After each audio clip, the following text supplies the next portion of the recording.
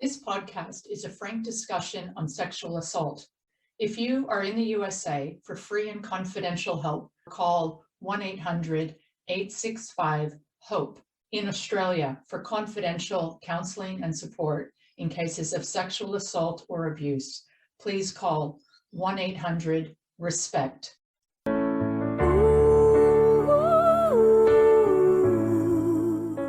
For 20 years, Gavin Badger was a highly respected referee in the National Rugby League. For that entire time, he buried the secret of childhood sexual abuse that profoundly impacted his everyday life.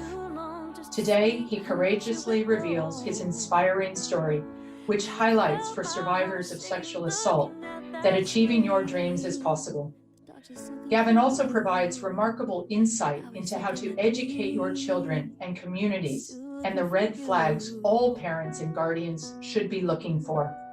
It is my privilege and honor to welcome Gavin Badger to Open Stance. Can you tell everybody, Gavin, where you're zooming in from today? Yeah, I'm actually just finished up work at New South Wales Rugby League. So I'm in Sydney, Australia, just kicking back, just finished work on a Friday afternoon. So generally a good time to have a chat, but we'll see how we go. And how are you feeling today, Gavin, about this podcast? Yeah, it's I sort of have mixed feelings around talking about my experiences, because I know by hearing other people's stories, it made me stronger and made me be able to talk about it. But it also brings up a lot of stuff from the past that for a long time you try and sort of just push down it and not think about too much, because it weighs so heavily on you. So yeah, there's a lot of mixed feelings about actually opening up and talking about it. But the overriding fact is that the reason why I came out and told my story is because I heard somebody else tell theirs. So yeah, that's the strength that I have to be able to say, well, you know what, the more we put this out there and the more we speak about it and the more we educate people, the better the world we'll live in, hopefully. Okay, so in your words, really quickly, can you please just let everybody know what the National Rugby League is and what this was to you as a person? Yeah, so generally in Australia, we have two major winter sports. Well, there's three, but two really major ones that cover the whole country, and that's the National Rugby League, which is our sport, which is for a lot of people, they know what rugby is, but rugby league's a version, a 13-man side version of that. And our other major code is the AFL. So it's quite a major sport in Australia and in this part of the world, so South Pacific, New Zealand, and then in the north of England, it's quite big as well. So it's a major sort of sport for us.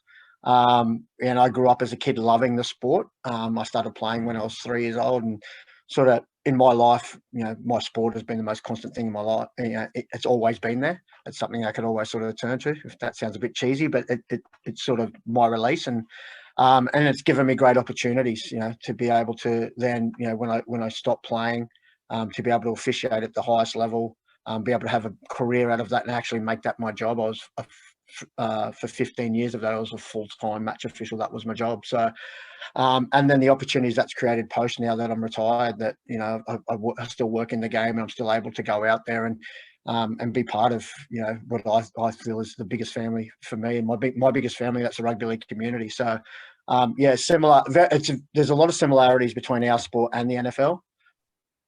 In the fact that, you have a certain amount of plays to get to a certain part on the field, and there are some similarities. Ours just sort of continues a little more, and it's not as structured as the NFL. And I'm a massive NFL fan as well, so that probably correlates why I enjoy both sports. You've been on the field with these guys for 18 years, 18 seasons. Which one's tougher, NFL or rugby league? They both have their. I think I'm going to sound a bit biased, but I think the NRL, like the rugby league, is because it's non-stop. You know what I mean? So you not only are you physically got to be strong, you've also got to be anaerobically strong as well. You've got to continue those. Where the NFL is more a power sport. It's a real sharp burst. And the athletes in that game are insane in the NFL. The strength and the speed that they can move their bodies around. But anaerobically, I think the NRL guys, when you put it all together, probably slightly have an advantage.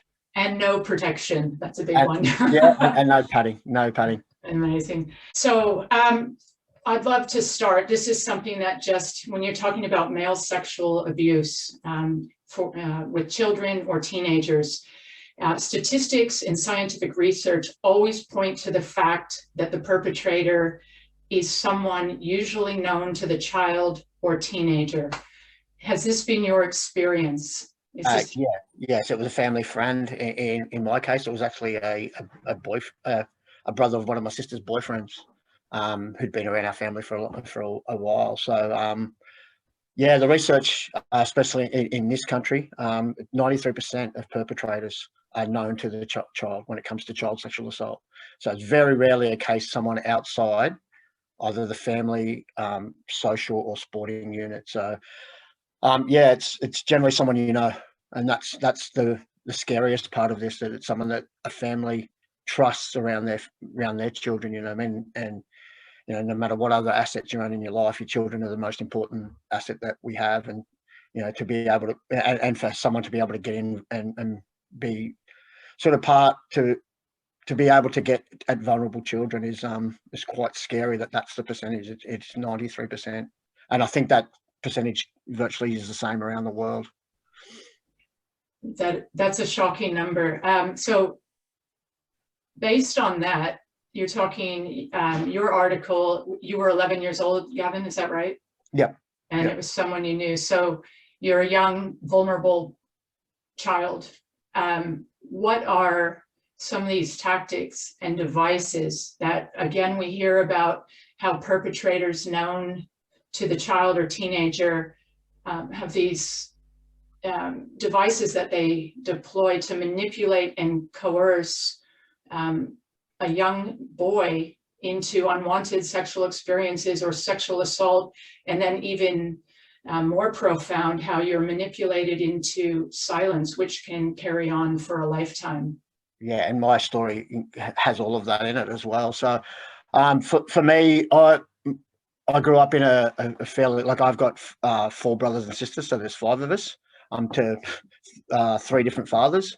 And virtually my mum has been a single mother for us all the time. So there's already a spot there for someone to manipulate, because, you know, having 5 kids at all different ages, and we all played sports and stuff. So it was very hard for my mum to organise everything for us. So someone can see that and go, well, here, I'll sort of come in this way. Oh, I'll take the kids to footy training for you, or I'll take the kids to swimming, or I'll, you know, well, you take that one there, I'll stay home and watch that child. So, you know, they're the vulnerabilities that people look for in families, as, you know, ways in. You know, if I get a way in and start as the really nice guy, and, you know, I'm actually, you know, to the family or to the outside world, everyone think, well, how good is this guy? They're actually helping this person or this family survive. And that's some of the ways that they can get in and have access to being around children, you know, with no one else around. And that was very much the case with me, where my mum was time poor around being able to look after us all. We were all pretty wild kids as well, as you can imagine, back in the late 70s, early 80s, and the way the world was then. And we actually lived across the road from a pretty rough pub as well, like literally across the road. So, you know, we had a lot of people coming in and out of the house from there. So there was a lot of thinking that my mum, thinking that she was doing the right thing, she took in a lot of people and tried to help out a lot of people, but she's also making it very easy for people to come in and making, you know, the kids quite vulnerable. So yeah, just, it was virtually a bit of an open house, our house, and people could come and crash if they needed to crash and stuff like that. But yeah, that sort of leads to, you know, the kids being vulnerable and seeing things they probably shouldn't see as well. So in a way, they're grooming the parents or the caretaker as well. Yeah, I think that's the major part of it, grooming the adults first. You know, getting that trust off the adults first to be able to then be put in positions where it's much easier to groom the children. And then when in your situation with somebody that you know, and you find yourself in this abusive, was yours ongoing? Was it one time? Was it a long period of time? So there was grooming sort of leading up. So there was multiple occasions of different type of sexual assaults. leading into what was a quite horrendous sexual assault. So there was, and then off the back of that, threats of, I've got a younger brother and and then threats made that if I didn't come back, that'd be okay because my younger brother was there and stuff like that. So there were, and threats of assault towards my family and stuff like that if I ever said anything. So there was multiple facets to it. Yeah. So which as an 11-year-old kid is quite daunting. So thinking from a position of how can we recognize some of these danger signs straight away? You're 11 years old. You just mentioned there was a pathway that the perpetrator used to the point of death threats.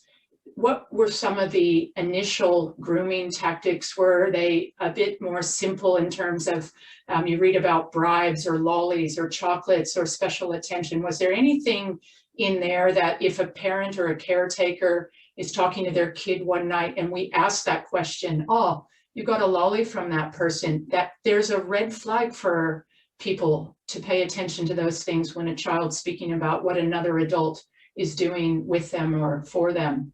Yeah, there's lots, and there's things that I talk a lot about now, and I think the most basic one is, I remember, whenever someone came into the house or whatever, we were told, go and give them a hug, or go and give them a kiss as a kid, and that was meant. And if you said no, you were like, no, go, you go and give them a hug, And so automatically, what you're doing is you're creating a bit of a non-boundary between someone and, as much as people don't see that as a sexual experience, it is a sexual experience. You know what I mean? Like a hug or a kiss, that's something that, should be dictated by that child. If that child doesn't feel comfortable doing that, then they shouldn't be forced to do it.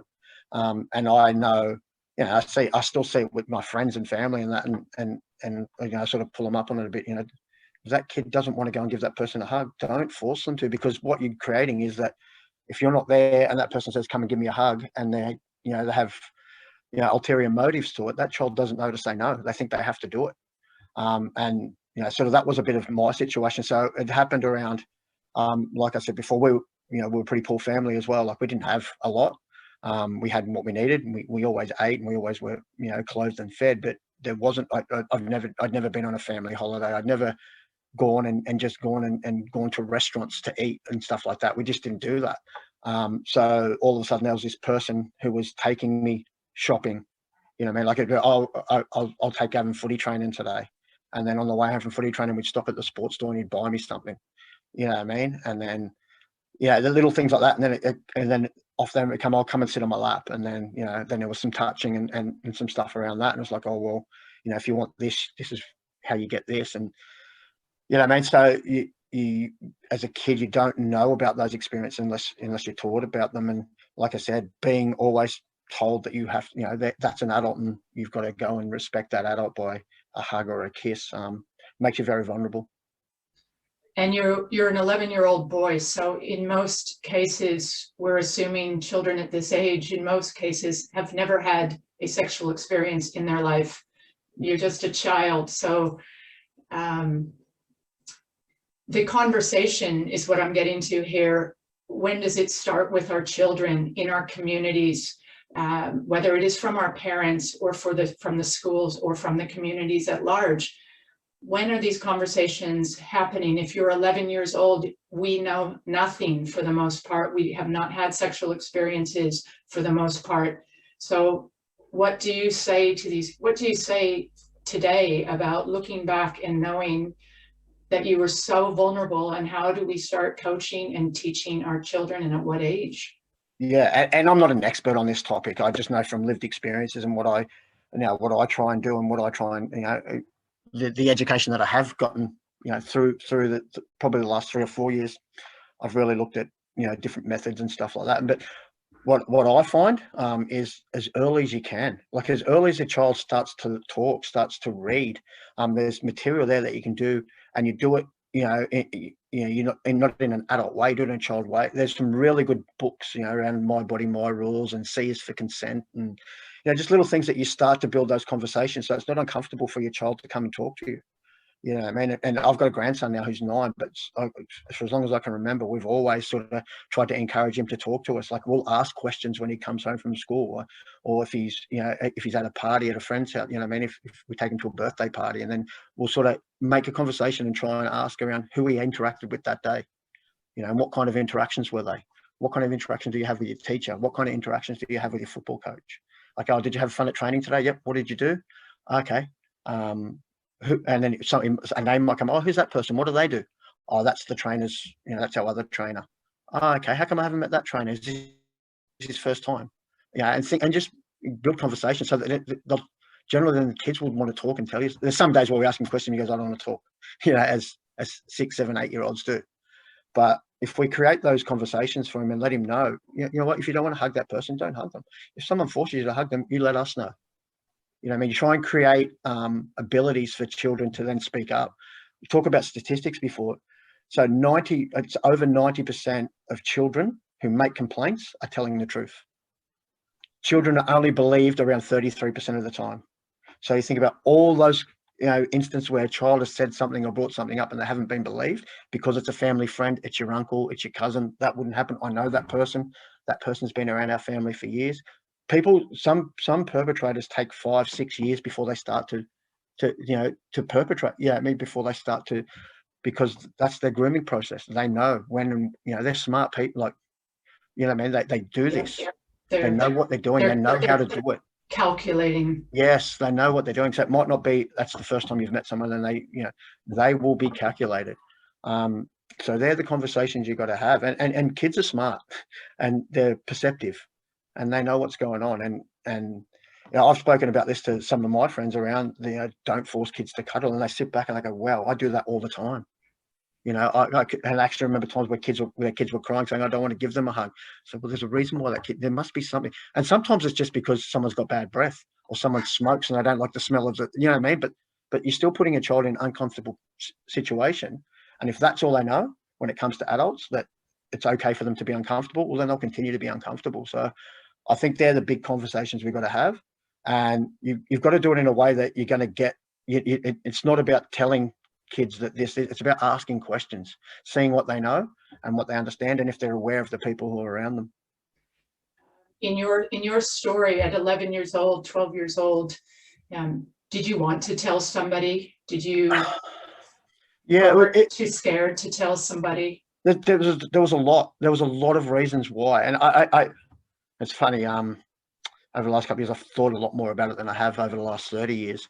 And there's there's little things I remember. I remember when I actually come home from when I was attacked, and I actually remember sitting on the lounge and thinking, what am I going to do? And I don't think at 11 I thought about anything too much. You know what I mean? I just did stuff at 11 years old. I didn't think about stuff. You just did.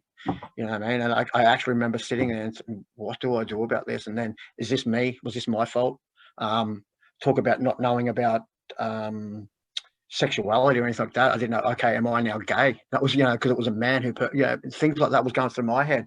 And then, okay, if I tell people, and back then, early 80s it was, you know, the acceptance of homosexuality was nowhere near what it is today. So there was a stigma towards me as well. What are my friends going to think about me?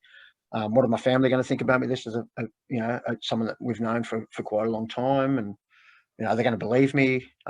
So many things. And then on the other side of that, you know, I was threatened with a rifle and stuff like that. Like after it happened, that if I did say something, and the threat, you know, my younger brother and I, I'm not really tight with any of my family, except for my younger brother. We're pretty close. And even as an 11-year-old, I used to, you know, he was always with me. And then there was a fear, is this happening to him as well? And do I ask him about it? And it took me 30 years to ask him if anything ever happened to him. You know, I mean, he's one of the only people that I've really sat down and spoken to about it, him and my wife. And then there was a fear that it was happening to him. I have, you know, I might be speaking out of school here. I have some thoughts that it may have happened to my older brother. He's got some issues at the moment, and I think it has to do with that. He won't. I've asked him as well, but he won't say anything. And I think he feels guilty because I think he knows it went from him to me. That's just a thought. And I reckon that's plays a big part in where we don't have a great relationship. I sort of lost track of where I was going with all that, but it was really hard for me to think about do I say something? And do I break up this whole family situation? Am I in fear that this person is going to hurt my family? And that's way too much for an 11-year-old kid to have to deal with. It's impossible for an 11-year-old kid.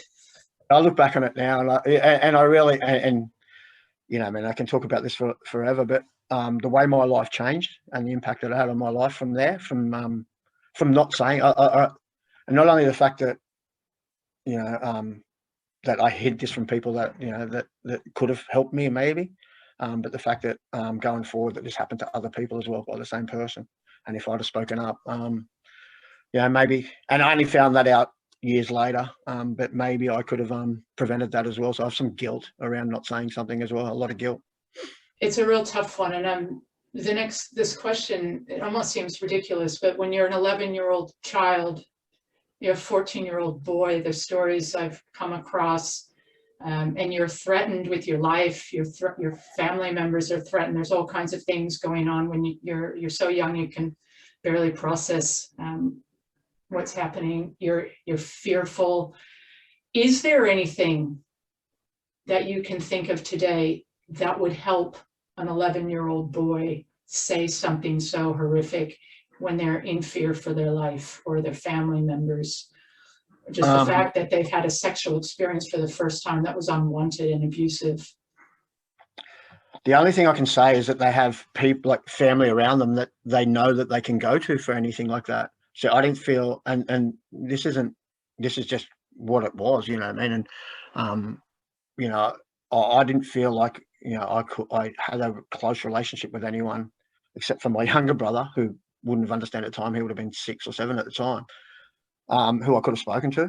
I never had a father. I've never met my father, so I've never had a father figure around, and I've had stepfathers here and there that, I didn't have great relationships with as well. But I'd like to think with my kids and my grandson that they could talk to me, and they feel comfortable in talking to me, which would then, because I think if I'd have spoken up a little bit when I was younger, maybe things would have been different as well. But I look back and I'm fairly fortunate because I'm still alive. Statistics say there's a high percentage of people who sexually abused when they were children either die through drug abuse, death by suicide, or around that. So I'm pretty fortunate. So through it all, I must have done something. I had a bit of luck, and I think sport for me was my outlet. I've always been involved in some kind of sport, if not 4 or 5 on the run. So I sort of used that as a bit of an outlet for the first couple of years, till I was about 14, and then I found my thing was drugs to numb everything. I found drugs at a pretty young age, at 13, and by 14, 15, it was some harder drugs, but that was numbing the pain for me more than anything.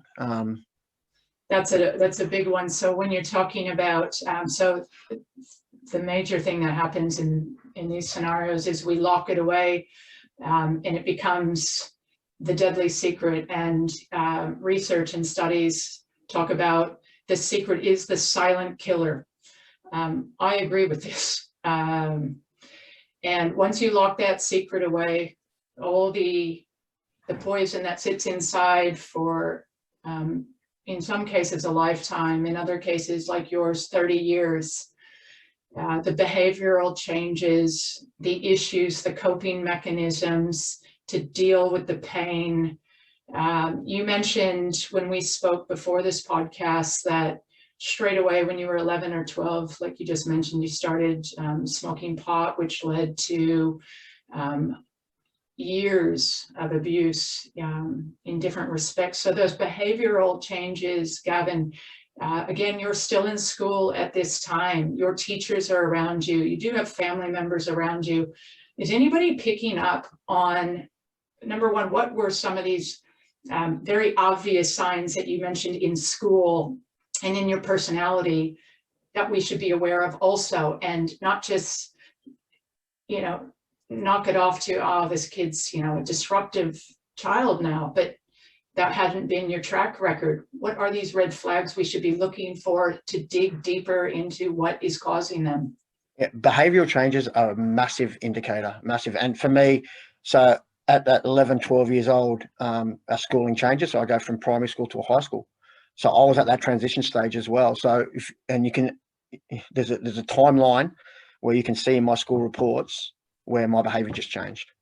The comments from all the teachers were, a lovable kid, pleasure to teach, happy to have around the classroom up until that age. And then post that, grades and stuff was still similar. I was still getting, decent enough grades and, when it comes to doing my work and stuff, but the attitude comments were just dropping. And it got to points where some classes, when I was early in my high school, virtually as I walked in the classroom, the teacher would kick me out because they just didn't want to deal with me for that day.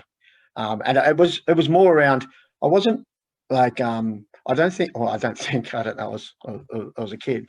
I think I was more about lashing out than like, and with humor. Like I tried to be the guy that everyone laughed at, and I tried to make everyone laugh. So if a teacher said something, I'd try and make a joke of it. And so, I was really disruptive. I became really not just respectful, but really disruptive. And I think that got too much for some teachers. And I was always just trying to make everyone laugh and be the center of attention for some reason. And it really impacted on my schooling to the point where at 15 I left school. So I just to me it wasn't worth. The only reason I stayed at school until that age was to play sport. And then 15, almost 16. Just before I turned 16, I left school, and because to me it was a waste of time. I was spending more time outside the classroom than inside it.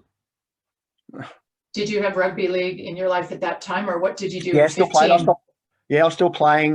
This is what people sort of always sort of look back and go that, and that's why I always say it was my constant. I was lucky enough that when I played football, I had, like I said, I never had a father figure, but one of my coaches was someone that I looked up to a lot, and someone that was sort of always there for me. Like he was one person. And I talk about the other side where people are grooming people by trying to do the right thing. My footy coach was the complete opposite. He tried as much as he can to get me to training. Like he'd come and pick me up, and I think he sensed that there was something going on around. I don't know if it was but that I was sort of going down a pretty bad path. So he'd make sure that I got to footy training and got to games if I needed to lift to games and stuff like that. And I was fortunate enough to have him there for a while, which kept me involved in that. And I was like, I played in some reasonably good footy sides as well. So winning and stuff like that and getting some adulation there, I think was something that I wanted. I craved as a kid because I never got it at home. And sport gave me that, because I played with some pretty good players and, played in some good sides. And I think that was my outlet as well, playing sports. So I stayed through it, even through it all. Even, there's some wild stories of, being out all night and getting home at 8 a.m. and going straight to footy and stuff like that, where I look back on it now, I think, how the hell did I do that? But I don't know how I just continued to turn up to footy, but that was always there. I've got no doubt that rugby league's a big part into the reason why I'm still here. It's been a gift for you, I can tell. Amazing. So you live your whole life, over 30 years with this secret, and then it comes to the surface. How did it come to the surface? What made it come to the surface? Who or what made that happen? Yeah, there's a couple of factors to it. And like you said, I sort of, pressed it down to the bottom of my gut for so long. And there were stages throughout my life where, it wasn't a thing. Like, and it got to sometimes where I think, did that really happen? Sort of thing, because I'd pushed it aside for so long and not thought about it and tried not to think about it for so long. And then there's other times where it just go bang and, I'd be in the depth of depression and and not want to be around. So it sort of ebbed and flowed throughout my life depending on what was going on in it. And then so I've been with my partner now, so my wife now for 13 or 14 years. And it was a couple of years into the relationship. There was a couple of times where I'd get sort of snappy, and just like snap, and it wasn't fair on her. And it was because like she'd just get me at the wrong time. Like it never anything apart from like I'd just be sharp with an answer, or I just she'd say something I'd sort of just be really short and just leave or something like that. And I thought that's unfair. It's really unfair. So I spoke to her. She was the first person I'd ever spoken to. And I sort of, and without going into the whole detail, I said, look, this is what's happened. This is why sometimes I can be a bit short and I just leave the room or whatever instead of, because I didn't want to see her see me crying and stuff like that. So I spoke to her about it, and then she was outstanding. She was amazing. And she just said, look, I'm here for you. If you want to tell it, if you want to do anything, whatever you want, however you want to take this, I'll always be there for you. So I'm going to cry. But having her around sort of made me think about it a little bit more. And then it was a couple of years ago, and I don't know if she did this on purpose or not. She says she didn't. But we were going to Bali for Christmas. We're going to spend New Year's. We left the day after Christmas, so we're going to spend New Year's in Bali. And just happened to be I think it was the 2nd of January, there was a paddle out, what's called a paddle out against child abuse. There's a guy named Damien Ryder who's done a lot of stuff in the States. He skateboarded the Route 66 and he ran a marathon carrying a mattress on his back. He does crazy, like extreme events to raise awareness for child abuse. He's a survivor of child sexual abuse. So he had this paddle out that was on there. And he's a fairly well-known guy, and he's done some reality TV and stuff like that. And just happened to be near where we're staying, so we sort of went along. Kay said, "Is something you want to sort of go?" And I was, "Yeah, we'll go." So we paddled out. We caught a couple of waves and stuff, and then we're sitting out there, and he started to tell his story. And Damien is, like I said, he's an extreme athlete and does amazing things. And just listening to him tell his story, and and seeing him almost break down, and seeing this larger than life guy, and accept that, and seeing how everyone was sort of listening to him, it made me start to think about should I tell my story. So I had a quick conversation with him afterwards, and I didn't mention too much, but I just sort of let him know that he was a pretty inspiring guy, and I'm sure that he's helped plenty. Then we went back to the hotel room, and I was sort of sitting there, and I was sort of scrolling through social media, and I thought, what do I do? So I wrote this sort of social media post with some photos from the day, which sort of said, it was an honour to meet Damien Ryder today. Not many people know this, but I'm also, I'm going to go again here. I'm a survivor of child sexual abuse. And it's guys like Damien who can make a difference in the world and, can create change. And I sat on it, and I sort of sat there. It was probably an hour. I just sat on it. I didn't press send or anything like that. And then I just got the phone. I sort of gave it the case. I said, "What do you think about this?" And she sort of looked at it and she started crying. Here I go again. And she said, she was like, it's up to you. Do what you want with it. And I sort of just pressed send, turned my phone off. I didn't touch my phone for over a day because I wasn't sure what kind of responses I'd get to that. Like I said, rightly or wrongly, I hadn't even told my family. But I just felt something. I just felt that I got to tell my story as well. And the response to it was amazing from what I call my family, my community, the rugby league community. Being a match official, you don't get much positivity. It's generally negative. Everything I get is on social media is generally negative. But it was amazing. The people that reached out to me from the game, so players, ex-players, coaches, administrators, fans, that many messages and well wishes. It felt really good. But then I started to notice a lot of private messages. So, and for me, the proudest thing is that I got messages from people that had in the same situation, and from there said, I'm now going to go and tell my family, or I'm going to, now I'm going to go and make a statement to the police and stuff like that. And I've built up connection with a lot of people on there that, where we sort of message each other and talk to each other, and have actually caught up in person with a few of the people where we've just been able to talk to each other about it without, sort of knowing each other's stories and stuff like that. And these are people from all walks of life. I've got people who are in prison. I've got people who are ex-Olympians, current Olympians. I've got people who are, the head of their field in different avenues, who all had the same experiences, and a lot of them in the same position where they hadn't spoken to anybody.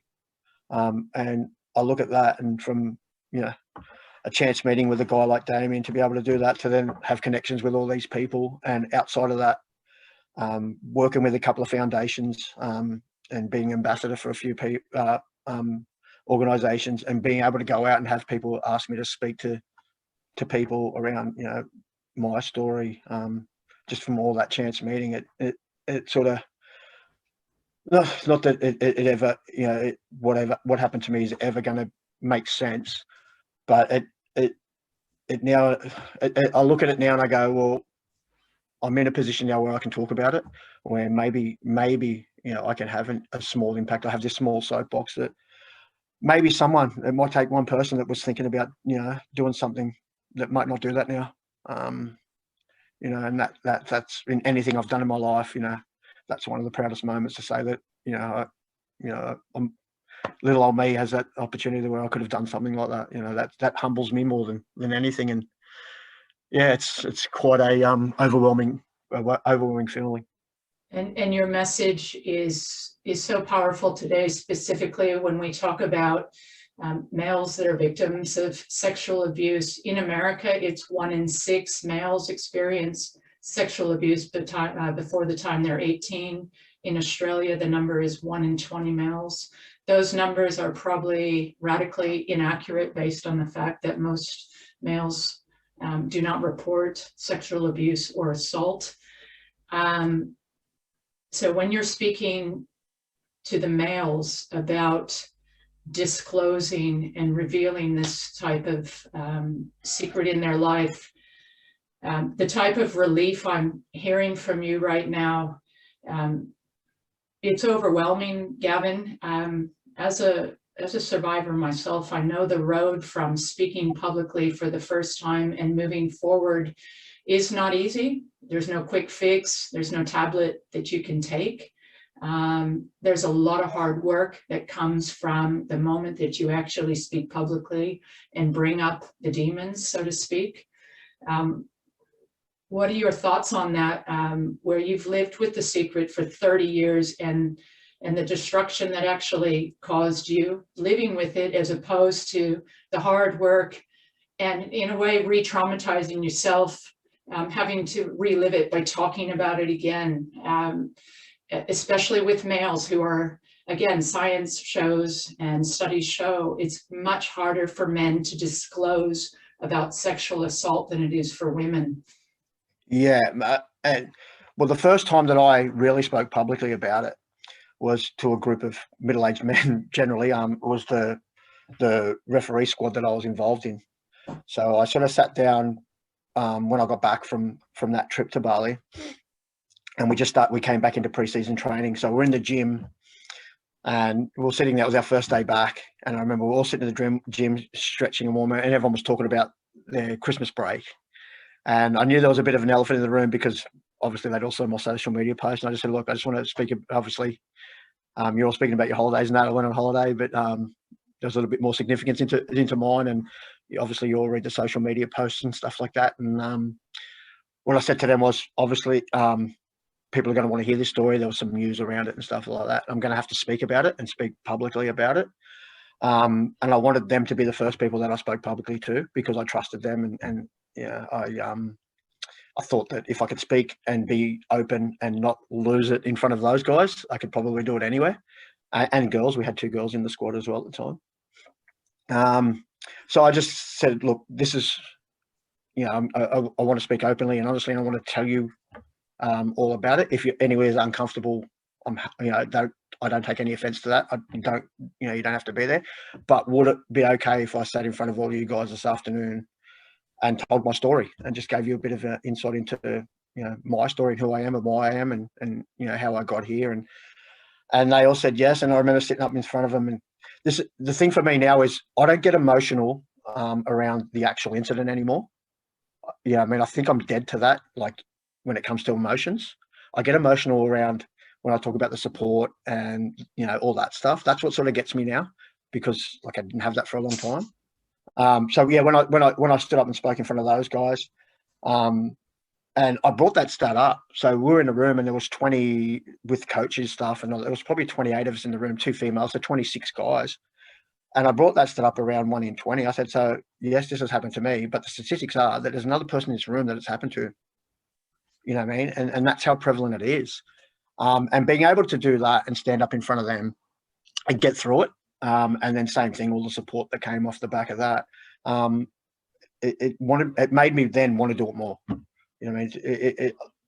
I didn't feel like anything around, telling my story, and depending on who it was, where it was, as graphic as it needed to be. I mean, if I was if I'm giving a talk to people and they want to know the whole, and what happened and how it happened, I can do that now, because I own that story now. It's my story. In the past, I was always, it was like something was taken away from me, but that's my story. That I own it, so I get to tell it. And I find by doing that, and being able to tell it with some strength, it gives it, it makes it stronger.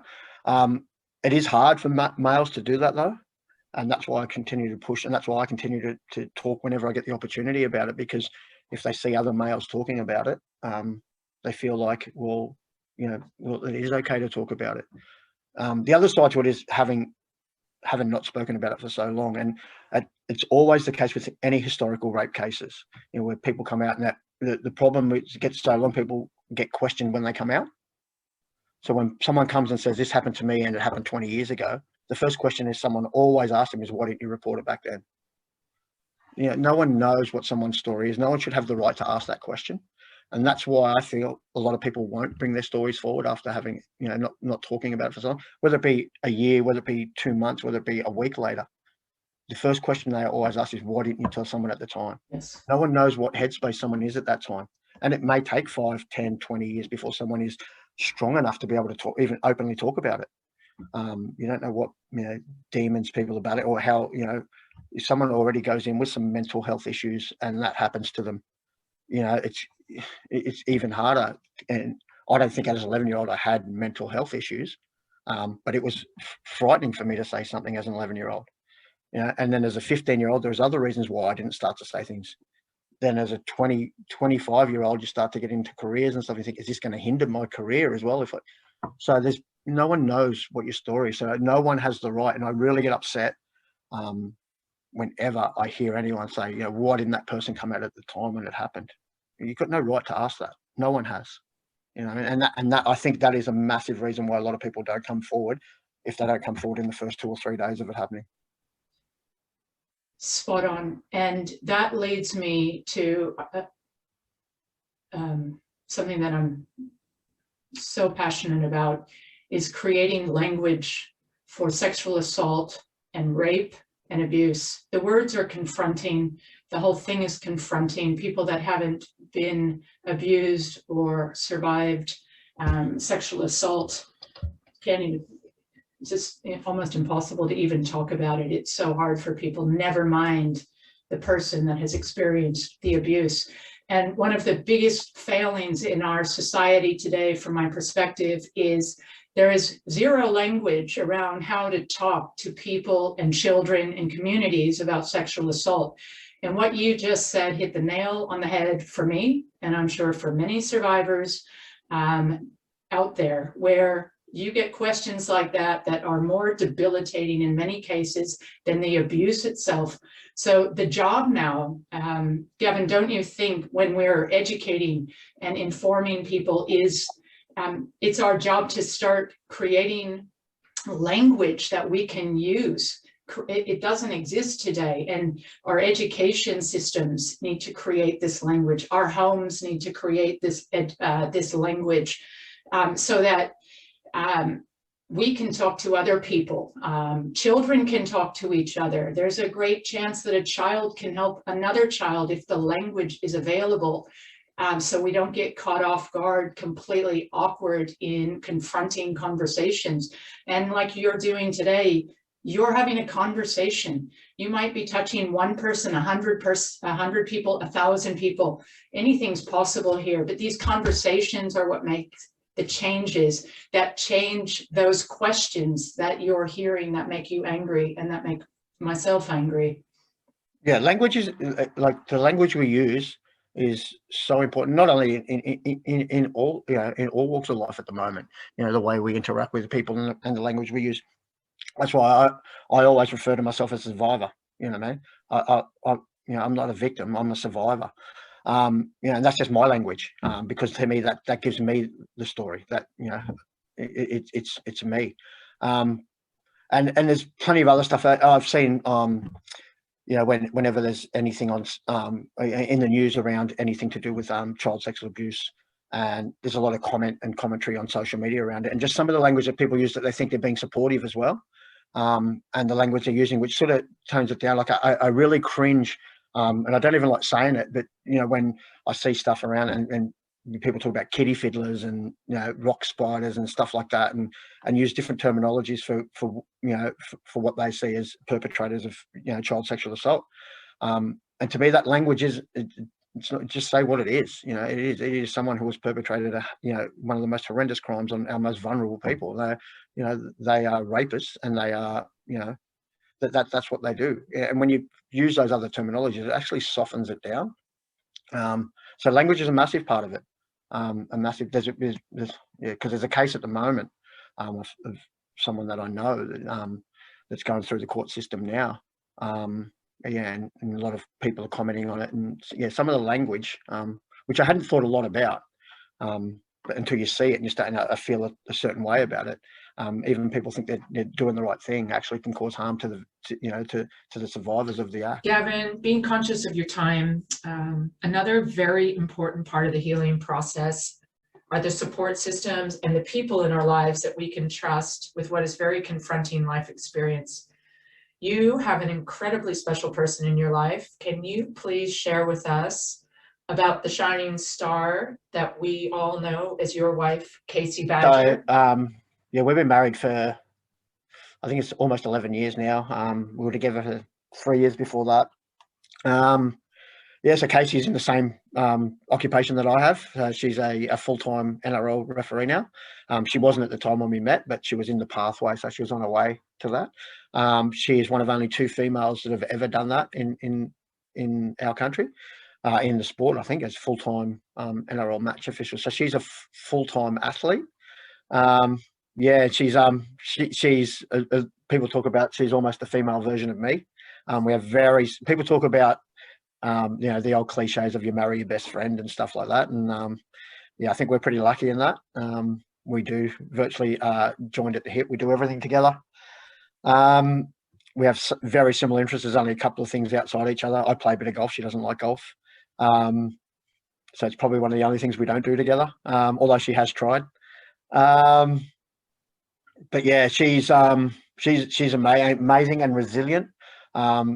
She's had her own battles in her life with injuries in her body. So over the last 6 seasons, she's had 8 different surgeries in the off season because she has to push her body to certain limits to get to where she is. So I'm in awe of her, and her resilience is amazing, which then allows me to sort of breed off that a little bit, I think, in my resilience. I'm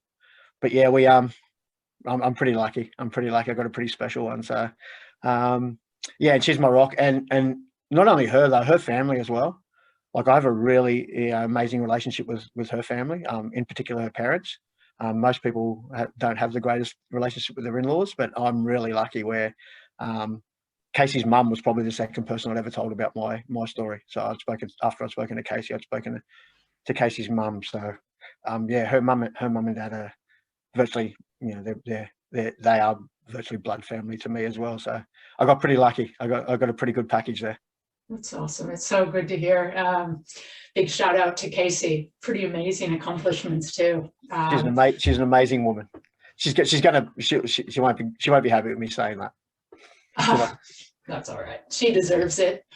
Anyway, Gavin. Okay, so I think that's a lot for today. And from the bottom of my heart, thank you for your courage and your bravery. And your message today, your education and information is literally a pathway to help create awareness and prevention, and also, more importantly, really to bring understanding to sexual assault and rape and child abuse, and what it means to our families and our communities. And you've offered so much today in the way of education that is going to be incredibly helpful to those that are able to tune in here today. So thank you for that. And thank you for giving this platform as well for people to tell their story, and so hopefully people are more educated, and they have an understanding of those that have been you know, have survived such a traumatic experience and how they react to that. I just hope I haven't rambled on too much. When I talk about this stuff, I sort of go into little black spots sometimes and forget what I'm talking about. I'm not sure if I'm even talking about the right thing. So I hope I didn't sort of ramble on too much. That's the beauty of the podcast. There's no right or wrong, and we have no time limit. So the rambling is actually, I find, the most important stuff. And it's where you just go on your train, and that's where somebody is going to take something from what you've said. And you never know what's going to resonate with somebody. And that's why I just love this podcast format, because you can really open up in ways that are not possible on a TV show or in a 20-minute conversation in a classroom or a newspaper article. And what you have offered today is, in many cases, I believe, will be life-changing information and potentially life-saving for people. It's that important and that powerful. So there was no rambling going on today. Everything was important. All right. And just to quickly wrap it up, you're in such a wonderful position in your life to be able to use your story to help others, yourself as well as others. You're an ambassador for, what's the organization? Yeah, so I'm an ambassador for Child Safe. It's an organisation that it's a charity organisation that go into organisations and try and childproof the whole organisation, whether it be a business, whether it be a sporting, whether it be a church, where it's around trying to educate and upskill staff around the signs. You know, it's not a program where we go in and actually do any of the work. It's about understanding the signs, knowing who's best to then go and help take action or whatever needs to be done. And it's about making sure that workplaces are safe, or organisations are safe, whether it be a sporting organisation or church or school. So they're doing some really good work. So I've been with them, and that came about through my connection with Damien. And off the back of that paddle out that we went to, I organised one in Australia 2 years ago. Had a big one planned for last year, and COVID sort of knocked that on the head. When's the next paddle out? So I'm looking at it now. I'm sort of just starting in the planning phase now of trying to put something together, whether it be another paddle out or a family day or something like that, just to continue to raise awareness and have these discussions, because a big part of any sexual abuse, and in particular child sexual abuse, is there's a massive stigma about it, and no one wants to talk about it. No one wants to believe it's happening. And like the statistics say that the perpetrators are someone no one wants to believe that. So everyone sort of tries to push that away, and we're just like, let's pretend that doesn't happen. We know how prevalent it is, but we'll pretend it doesn't happen. What we want to do is bring it out to the surface and make it okay to talk about it.